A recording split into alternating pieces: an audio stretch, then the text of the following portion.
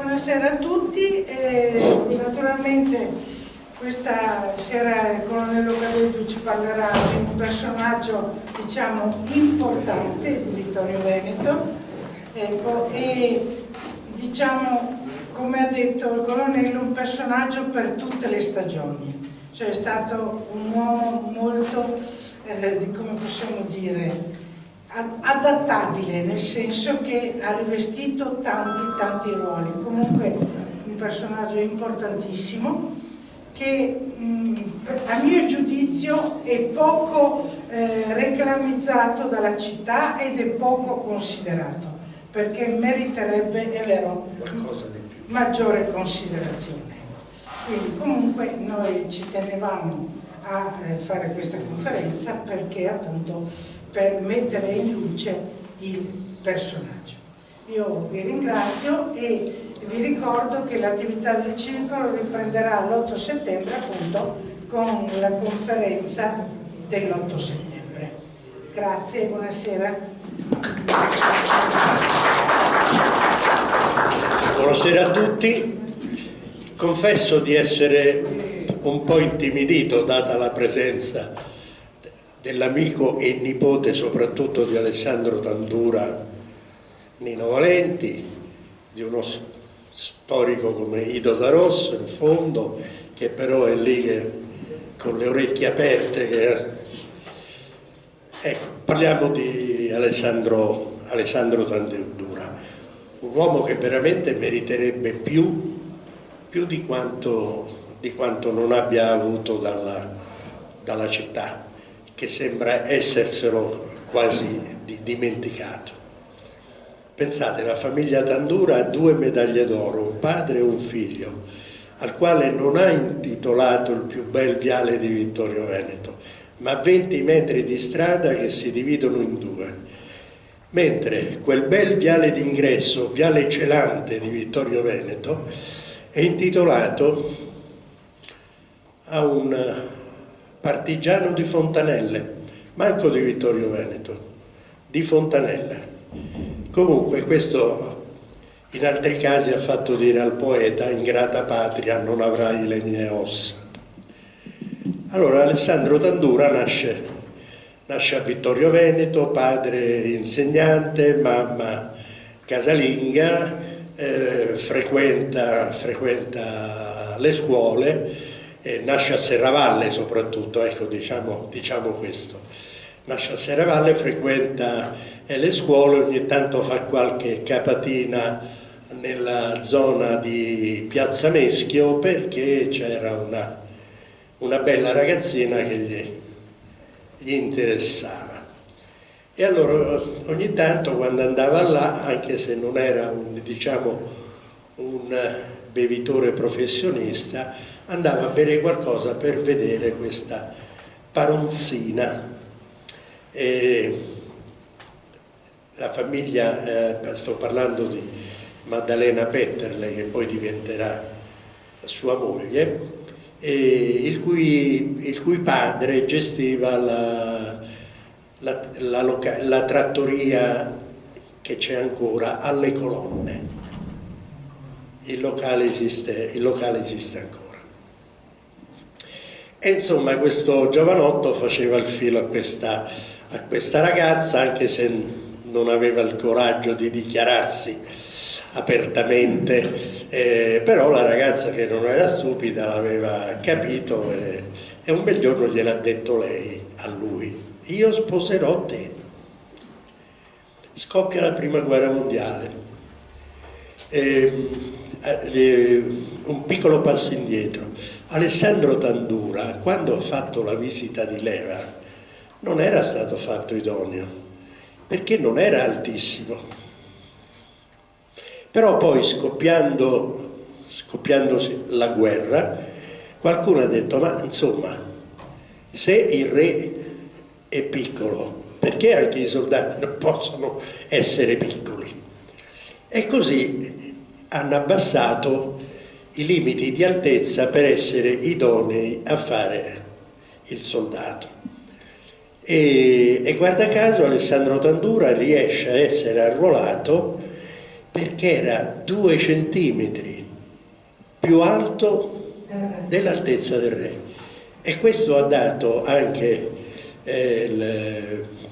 come si dice, ha dato la voglia al nipote, che è un noto giornalista, di scrivere un bel libro che è intitolato appunto 2 centimetri più alto del re, e che io vi suggerisco di leggere. Di leggere, perché è molto bello, molto molto bello. Allora, questo giovanotto viene arruolato, viene mandato nel 2° reggimento di fanteria, brigata Re, con sede a Sacile. La caserma in cui ha prestato servizio c'è ancora, e nell'ingresso della caserma è ancora disegnato sul pavimento lo stemma di quel reggimento. Partecipa alle prime operazioni belliche e lì sfortunatamente viene ferito al braccio sinistro, e questo lo renderà un po', gli renderà difficoltosi i movimenti di quel braccio.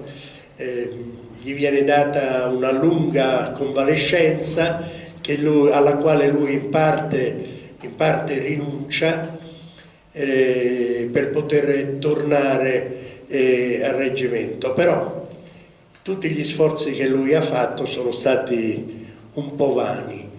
Allora fa domanda per andare nei mitraglieri, quindi lo trasferiscono da questo reggimento, lo mandano a fare il corso presso la scuola mitraglieri di un altro reggimento, ma ancora lui non era soddisfatto di questo, e dopo Caporetto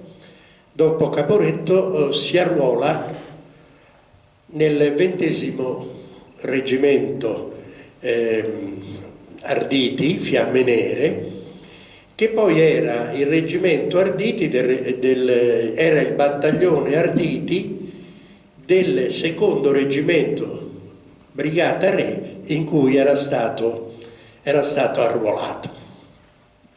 Voi sapete le vicende di Caporetto, c'è tutto il ripiegamento sulla linea del Piave, e qui inizia un po' la storia eroica di Alessandro Tandura, e lo dobbiamo tutto a un colonnello della Terza Armata, che era il capo ufficio informazioni, il quale già durante il ripiegamento dal Carso di Monfalcone verso il Piave diceva che qui bisogna trovare il modo di acquisire le informazioni sul nemico, e comincia a studiare un progetto perché dei fiduciari, lui li chiamava così, dei fiduciari rimanessero nel territorio occupato dal nemico, e questo naturalmente voleva dire rischiare la forca, per poter trasmettere in qualche modo le informazioni E addirittura questo colonnello, si chiamava Smaniotto, già organizza un cifrario, e questo cifrario viene studiato sulla base di un catalogo della ditta Van den Borre di Treviso. Sapete che esiste ancora, è una nota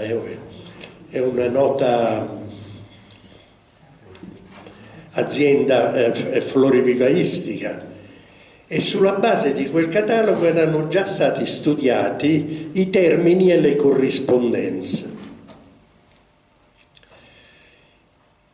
E c'è questo ripiegamento.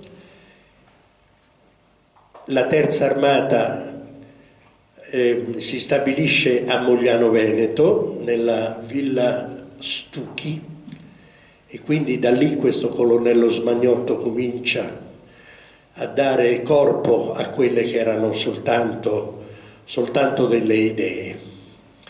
Il giorno di Natale, 25 dicembre 1917, il duca d'Aosta va al suo comando e siccome è il giorno di Natale, prima di parlare della situazione operativa, facciamo questo, cosa hanno fatto gli austriaci, fa un breve discorso ai suoi collaboratori e pronuncia questa frase: cari amici, da oggi il nostro motto deve essere Victoria nobis vita, che il comune di Vittorio Veneto ha utilizzato come motto della città. Perché? Perché era presente a questa riunione un tenente di cavalleria pilota osservatore, si chiamava Camillo De Carlo. Camillo De Carlo ha sentito questa frase, l'ha tenuta a mente e nel 1934, quando era podestà e ha ristrutturato la piazza comunale, sui pili delle bandiere ha fatto incidere questo motto, Victoria nobis vita, che oggi è il motto della nostra città. Quindi lo spionaggio o il servizio informazioni inizia proprio con la figura di Camillo De Carlo. Però Camillo De Carlo operava nel settore della terza armata. Ci voleva qualcuno anche nel settore dell'armata a fianco, che era l'ottava, e quindi viene cercata gente che possa dal settore dell'ottava armata trasferirsi in zona occupata dagli austriaci per acquisire informazioni. Il capo ufficio informazioni dell'ottava armata è un certo colonnello Dupont. Viene sparsa la voce che che si ricerca gente disponibile ad andare, l'Alessandro Tandura si segnala e viene convocato al comando dell'armata. Posso dirvi questo, che fino a qualche giorno prima, abbiamo il documento, il colonnello Smaniotto scriveva a Roma che nessuno si era dato disponibile per lanciarsi col paracadute.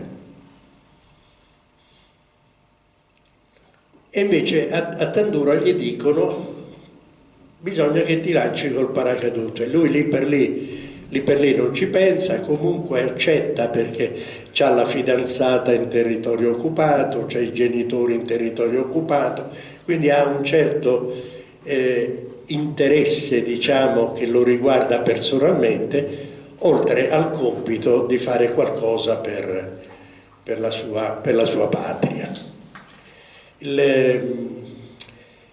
Viene imbarcato la notte del 9 agosto 1918 su un caproni da bombardamento appositamente modificato dall'aerocampo, che era una striscia di atterraggio a Villa Verla in provincia di Vicenza. Qualcuno gli chiede se ha paura di essere lanciato col paracadute e lui insomma fa capire che però non si possono fare esperimenti, perché in Italia in quel momento c'erano solo 4 paracaduti, tutti di proprietà del governo britannico, il quale governo britannico ha detto: sì, io ve li do, però voglio essere io a portare il paracadutista. Infatti l'equipaggio di quel caproni è un equipaggio britannico, sia il pilota che l'ufficiale osservatore. Questo aereo era stato modificato in modo tale che era stato tagliato un pezzo del fondo dell'aereo. Al suo posto era stato messo un seggiolino con 2 spinotti, in modo tale che quando l'ufficiale osservatore riteneva che il velivolo era nella zona di lancio, avrebbe tirato una leva, i 2 spinotti si sarebbero usciti dagli alloggiamenti, il seggiolino si sarebbe ribaltato e il paracadutista sarebbe caduto nel vuoto. La cosiddetta fune di vincolo del paracadute, che poi era quella che faceva uscire la custodia del paracadute, era attaccata al fondo dell'aereo. Una volta che arrivava in trazione si staccava da sola e il paracadute si apriva. Non era naturalmente un paracadute come quelli di oggi che hanno le bretelle per cui il corpo è esattamente in equilibrio, dritto, sulla perpendicolare della terra. No, aveva un anello sulla schiena dove confluivano tutte le funi di vincolo, per cui il paracadutista quando veniva giù non veniva giù in verticale, ma veniva in questa posizione qua, perché era sbilanciato rispetto diciamo, al peso del corpo, il punto dove c'era l'anello che lo reggeva. Quindi nella notte del 9 agosto del 1918, che è lo stesso giorno in cui D'Annunzio vola su Vienna per lanciare i volantini, abbiamo quel giorno queste due azioni aeree, quella di D'Annunzio su Vienna e quella di Tandura che si fa paracadutare. La notte non è delle più serene, non esistevano i sistemi di oggi per fare il punto di dove si trovava l'aereo, ma si faceva tutta a vista, pioveva, c'erano i lampi, insomma la visibilità era un po' scarsa, per cui l'osservatore, che poi era un parlamentare britannico, sbaglia la zona di lancio. Avrebbe dovuto lanciare Tandura su località Prati di Sarmede, in realtà lo lancia su San Martino di Collomberto e lui va a cadere nell'orto del parroco della chiesa. Nasconde, appena arrivato a terra, scava una buca nell'orto, nasconde il paracadute perché se l'avessero trovato la gendarmeria austriaca avrebbe avuto sentore che c'era un agente che operava nella zona. Quindi seppellisce questo paracadute, si allontana e capita nella parte bassa di San Martino di Colle Umberto. C'è un canneto stressato, a sonno, si addormenta nel canneto.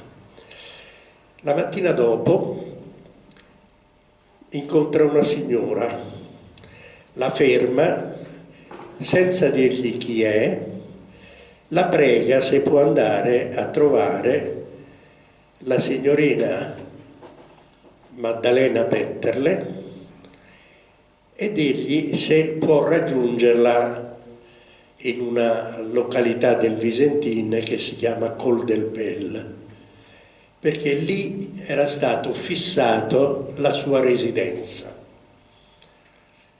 Noi non sappiamo chi è questa signora che ha ricevuto questo incarico, però sappiamo che l'ha portata a termine. Ha informato la fidanzata di Tandura che c'era appunto il fidanzato che l'aspettava là. Lui, camminando naturalmente e nascondendosi, riesce a raggiungere questa residenza. E un giorno si vede comparire la fidanzata e sua sorella Maddalena Tandura, erano le due emmette. E gli spiega perché si trova lì, che cosa deve fare, qual è il suo compito, anzi dà a tutte e due un compito, glielo dà lui, e gli dice: cercate di prendere i nomi delle si chiamano, erano dei riferimenti postali a un numero di posta militare, corrispondeva un reggimento. Evidentemente noi questi numeri li sapevamo, quindi ci bastava sapere qual era questo codice questo codice postale. Questo è l'incarico che lui dà alle due donne. Veniamo a lui. Lui, quando si è lanciato, aveva delle gabbiette dove c'erano, non ne aveva molte, erano un paio di gabbiette, dove c'erano dei piccioni viaggiatori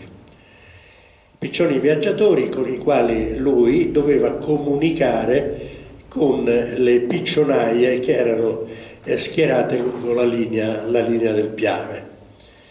E quando aveva bisogno di altri piccioni, perché aveva notizie da trasmettere, gli venivano paracadutate. Naturalmente, prima che lui riuscisse ad andare a prendere queste gabbiette che gli erano state paracadutate, ci arrivavano prima i contadini, i quali, trovando queste gabbiette col piccione dentro e con la fame che avevano, molte volte se li mangiavano. Molte volte arrivava prima che riuscissero a mangiarseli, e lì racconta lui, dice: io sono dovuto arrivare alle minacce con la pistola, se non mi davano i piccioni gli avrei sparato. E quindi riesce ad avere questo sistema, chiamiamolo sistema delle trasmissioni. Questi piccioni avevano un cilindretto fissato sulla zampetta, e lì veniva infilato dentro il messaggio, che era piccolissimo, il messaggio sul quale andava scritto quello che lui voleva trasmettere al comando. E per ogni informativa veniva compilata in 2 copie. 2 piccioni partivano, perché non sempre i piccioni arrivavano a destinazione dove avrebbero voluto, o perché perdevano l'orientamento, molto raramente, o più probabilmente perché qualche cacciatore li faceva fuori. Tandura scende anche in città per fare spionaggio, travestito da zoppo, da abiti stracciati, andava sotto le sedi dei comandi, chiedeva l'elemosina, intanto ascoltava dalle finestre quello che si dicevano e trasmetteva queste notizie. Si è preso tanti di quei colpi di calcio di fucile in testa, perché lo cacciavano da queste... E voi sapete che a Vittorio Veneto c'erano tutti i più alti comandi austriaci responsabili della linea del Piave, erano tutti qui a Vittorio Veneto. Ecco perché l'importanza della città, perché c'erano i comandi. Non so, a Villa Matilde, per esempio, qui era la residenza dell'arciduca Giuseppe Palatino d'Ungheria, c'era il comando genio della Sesta Armata austriaca, che stava vicino a piazza via Garibaldi, la piazza, mi sfugge adesso il nome. C'erano i servizi informativi che erano a Palazzo Grunwald, di fronte dove era una volta il comando dei carabinieri. Insomma, erano tanti. E lui se li passava tutti questi locali per ascoltare, sentire. Non è mai stato riconosciuto da nessuno. Un giorno però gli viene la nostalgia dei genitori, che erano anni che non vedeva. Allora prova a scendere a valle, da Col del Pel, sta per arrivare in città, quando viene preso da una pattuglia della gendarmeria austriaca. Viene preso, viene portato nella caserma che c'era vicino alla torre dell'orologio e lì viene rinchiuso in cella. Durante la notte chiama la sentinella per dirgli che ha un bisogno fisiologico e la sentinella lo prende, fucile in spalla, lo scorta verso i servizi igienici e lui, uscendo nel cortile, si accorge che il muro di cinta è basso e allora secondo lui valeva la pena tentare. Parte di corsa con un salto che probabilmente in vita sua non avrebbe mai fatto, ma questa era la spinta morale che lo aveva, riesce a superare il muro di cinta di questa caserma prima ancora che la sentinella potesse tirare giù il fucile e caricarlo. Scappa e se ne torna a Col del Pelle e lì, prima di tornare a valle, ci penserà un pochettino di più. Intanto le due donne facevano il loro servizio, gli comunicavano i numeri, ecco, si chiamava esattamente Feldpost questi numeri, andavano regolarmente a trovarlo e gli raccontavano tutto quello che loro avevano visto durante le loro passeggiate in città. E a un certo punto decide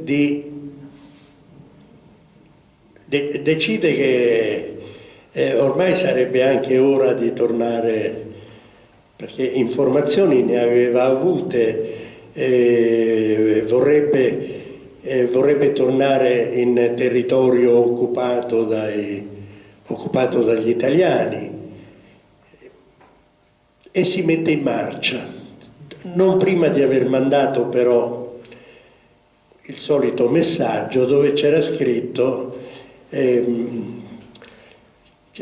che si sarebbe fatto trovare il giorno tot, all'ora tot, all'incrocio del Meduna Cellina, dove sarebbero dovuti andarlo a prendere. Lui va, nessuno lo va a prendere perché è un piccione che non arriva alla piccionaia, quindi non sapevano che lui si stava muovendo Allora se ne torna alla residenza, nella sua residenza, e decide di rimanere lì ad aspettare che la guerra finisca. Però non è che non fa niente, continua ad acquisire notizie, va in Val Morel dove si incontra per esempio con un capitano dei bersaglieri dell'11° reggimento che era rimasto tagliato fuori durante il ripiegamento conseguente alle vicende di Caporetto. Questo capitano, anche lui, gli dà notizie sulla situazione austro-ungherese di quella zona del Bellunese. Peraltro, a Vittorio Veneto c'è un sacerdote che fa servizio presso la chiesa di Santa Giustina, Don Piazza si chiamava, ed era il cappellano militare dell'11° reggimento bersaglieri.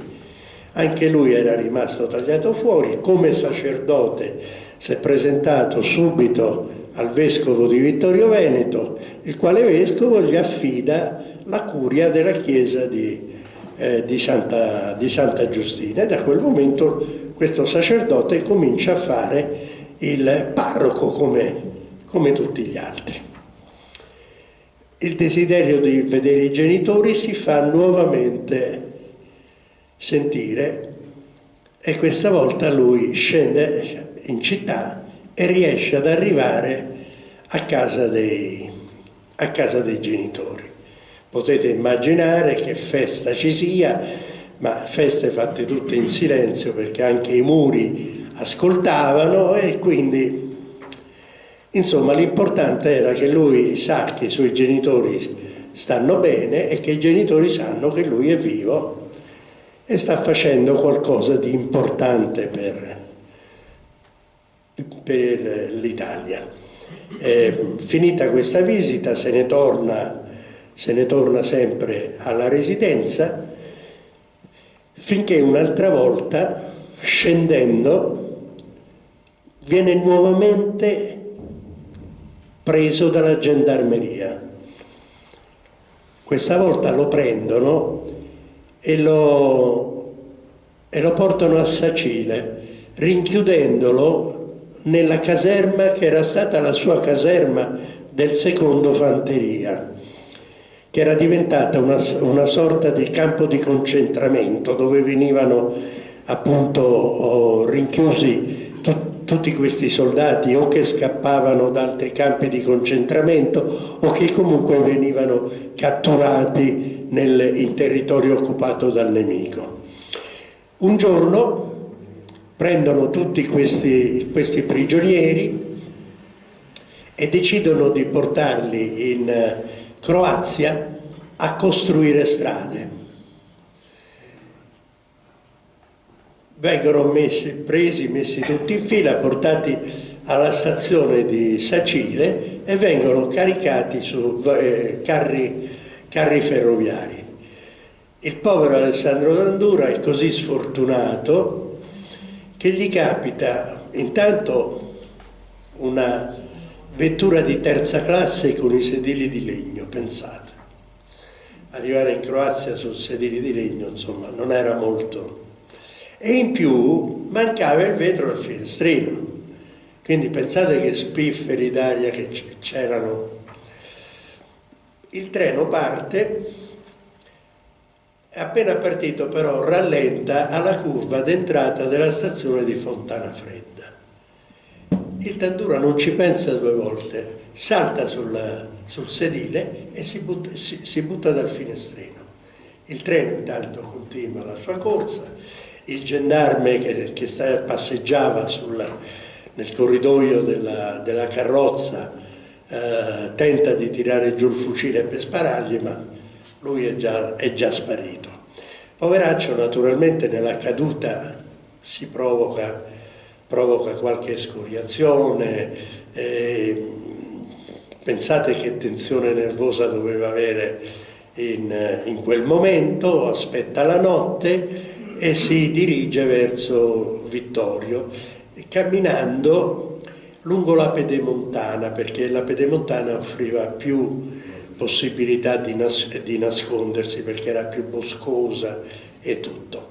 Arriva al santuario della Madonna della Salute, dove allora permanentemente c'era un sacrestano, il quale sacrestano lo vede, lo raccoglie, lo rifocilla, gli cura un po' quelle scorazioni, però gli dice che deve andare via perché stanno per arrivare da quella direzione gli austriaci.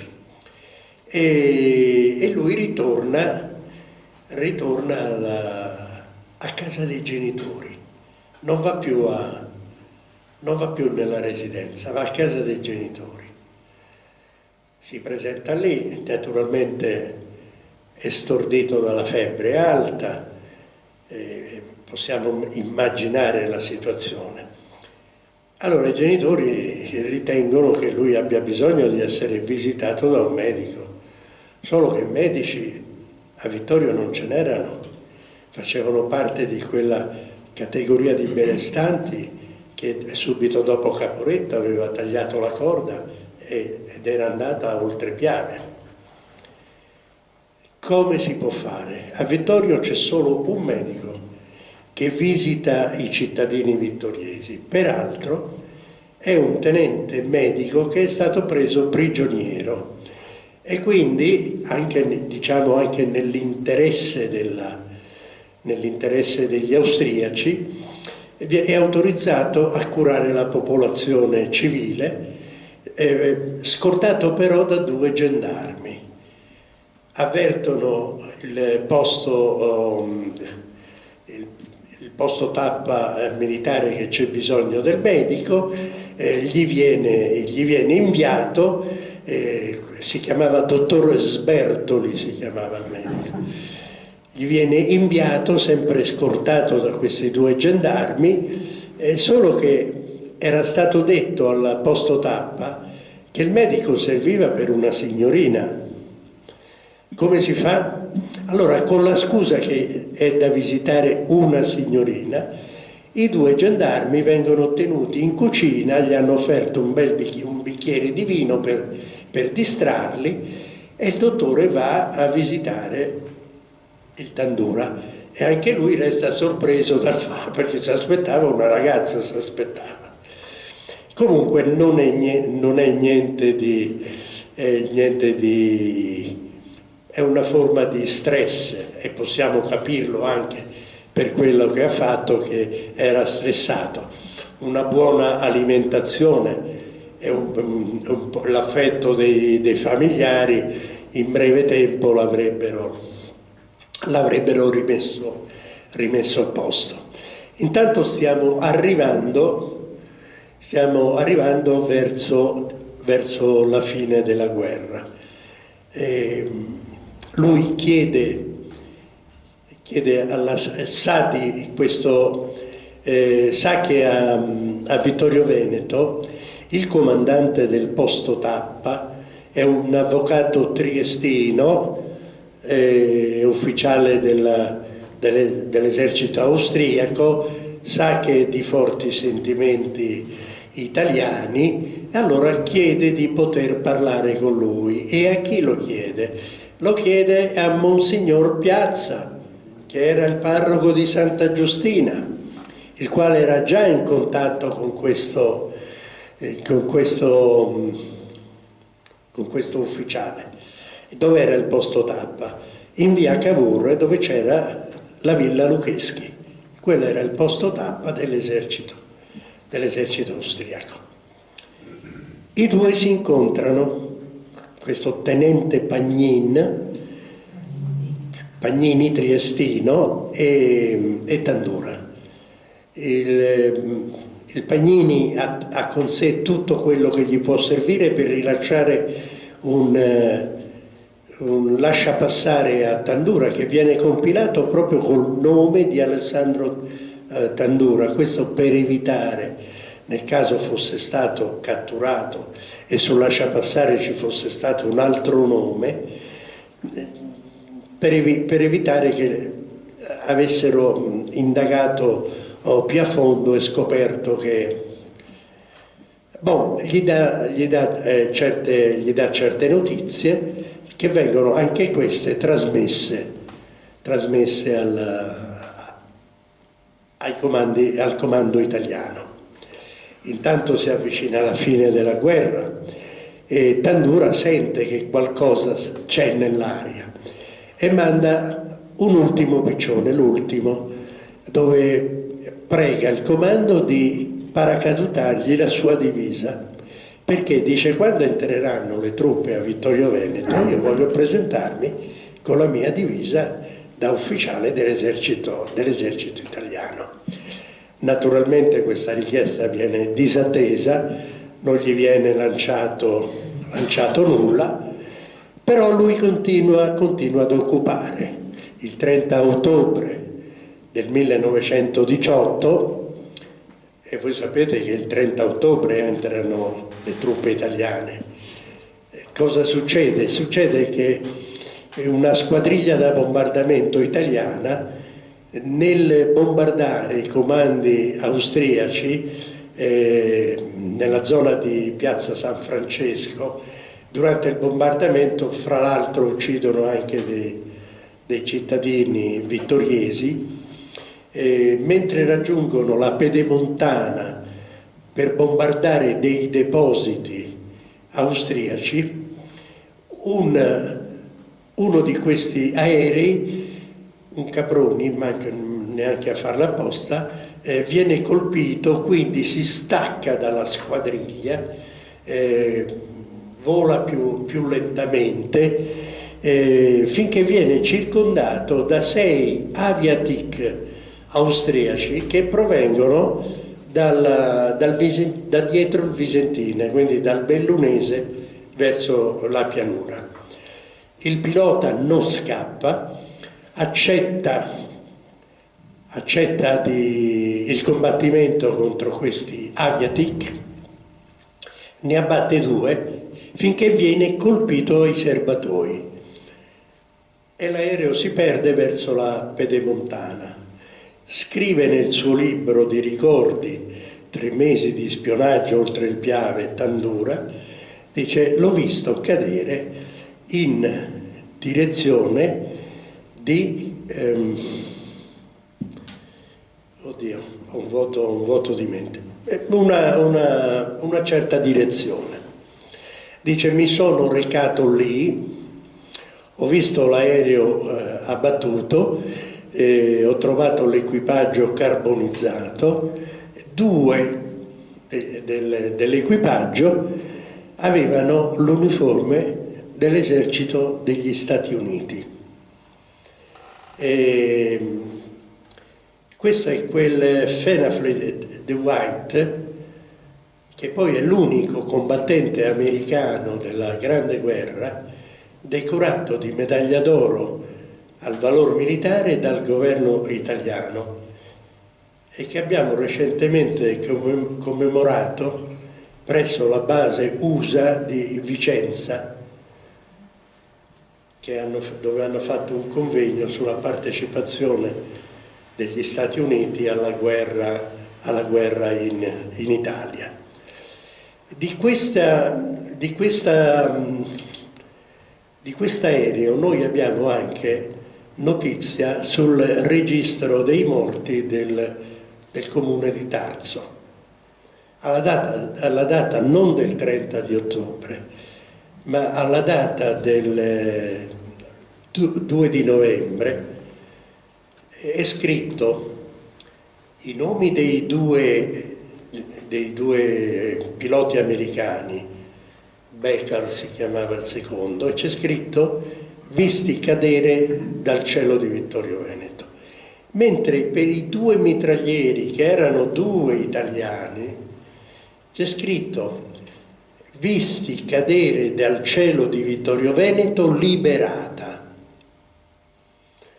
Sono rimasti questi cadaveri lì qualche giorno perché nessuno aveva il coraggio di andarli a prendere, perché c'erano gli austriaci in ripiegamento e quindi non ritenevano opportuno andare lì a raccoglierli. Hanno aspettato che le truppe italiane entrassero a Vittorio Veneto per andare a prenderli.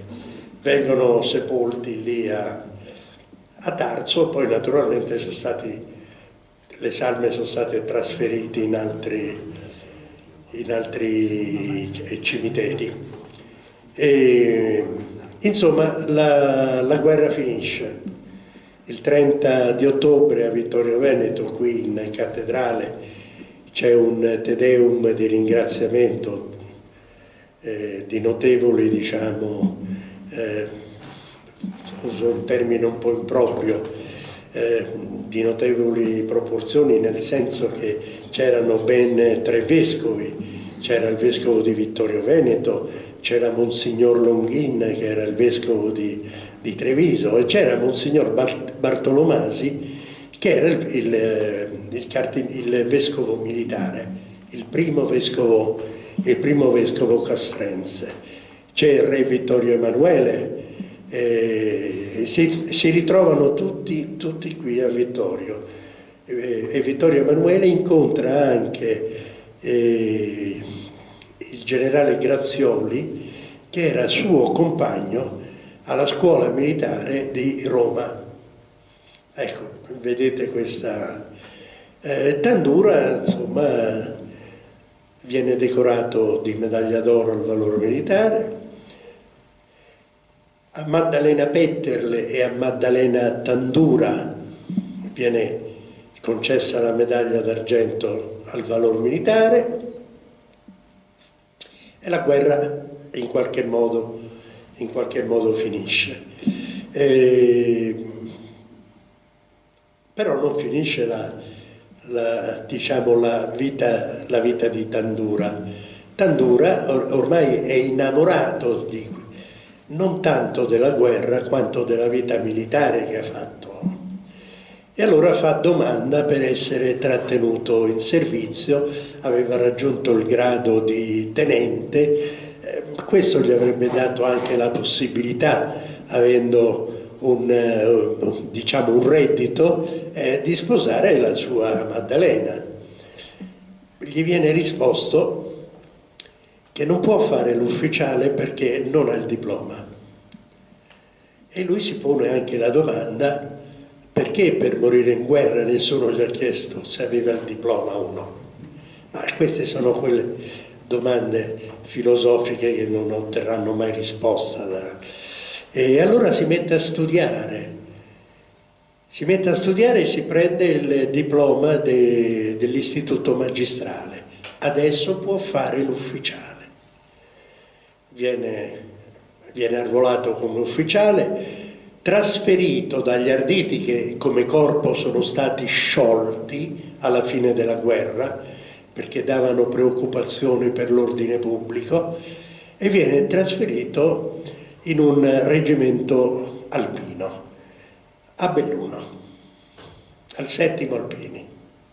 Lui va lì, sta qualche anno, dopodiché lo trasferiscono a Udine all'8° Reggimento Alpini, anche lì sta qualche anno, fa il suo servizio, tutto quanto. Intanto la famiglia cresce, ha avuto 3 figli. Il grande Luigino frequenta la scuola militare dell'Annunziatella, e poi ci sono due bambine. E allora lo stipendio non basta più. Allora chiede di essere trasferito nel Regio Comando delle truppe coloniali in